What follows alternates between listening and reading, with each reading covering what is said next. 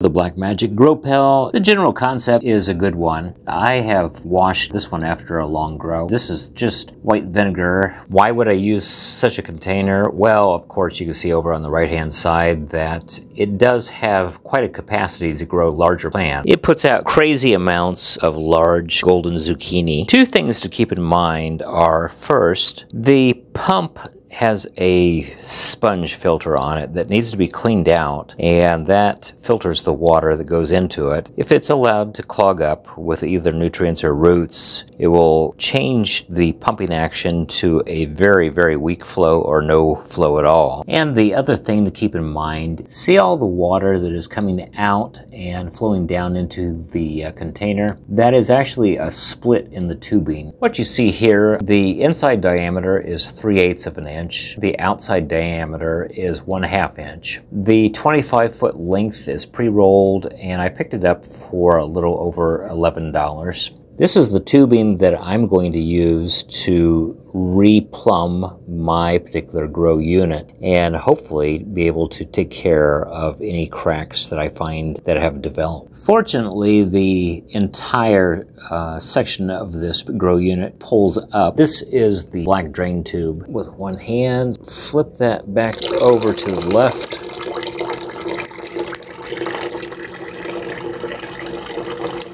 This piece that I have in the bucket is the water indicator tube.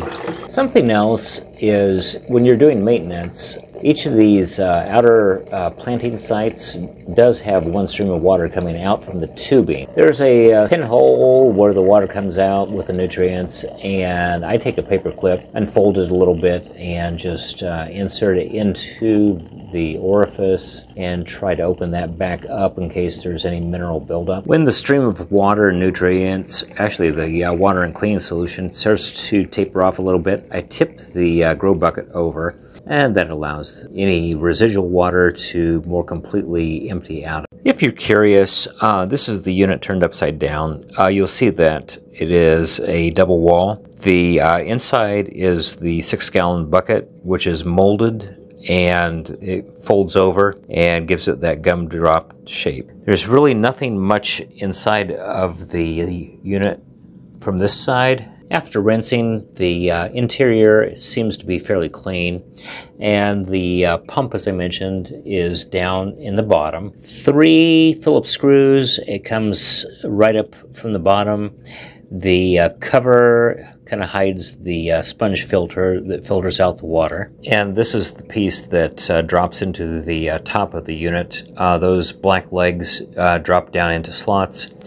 And the outer ring is the one that carries the water around. Most of the units that are being shipped out do have some small cracks in the tubing, and it's probably the result of using inferior materials. There's a little bit closer look at how severely the tubing has split where it pushes on to that fitting.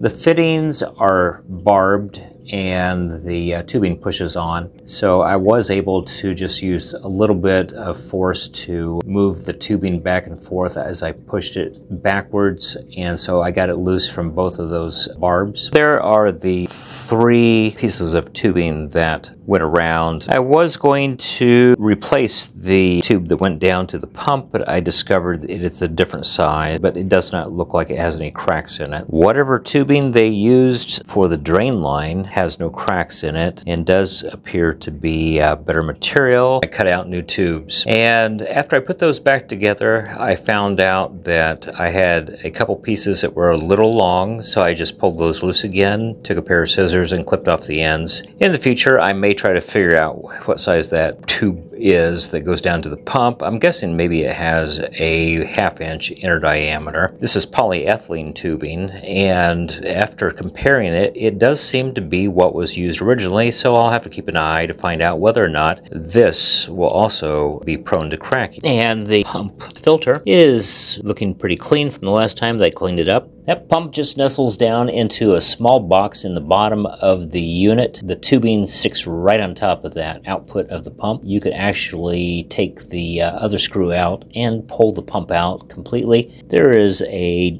piece of plastic on the outside of the container that allows the cord to run over and down. If you're curious, when I put the top unit back in, I did have to reach downside and push the pump tube over the nozzle pump after I put the pump back together. So here we are, set up for another grow. The plates drop in like a 4-piece puzzle. The water indicator tube just drops right down in the center spot, and it has a white rod that comes up to indicate the water level. Let's go ahead and talk about the nutrients while we're doing this. I have been using Dynagrow 936. I've put in 18 teaspoons, 3 teaspoons per gallon.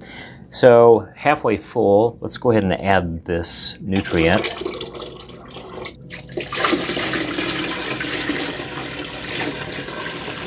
You'll want to take a net cup and drop into one of these sites because the water should come up just to the bottom of the net cup. Make sure that you have a strong jet of nutrient water coming out on each 4 sites and no leaks. This is a success, and hopefully these tips will help you get years of success out of your Black Magic Grow Pails. If you have any questions on this video, be sure to comment, to like, and subscribe.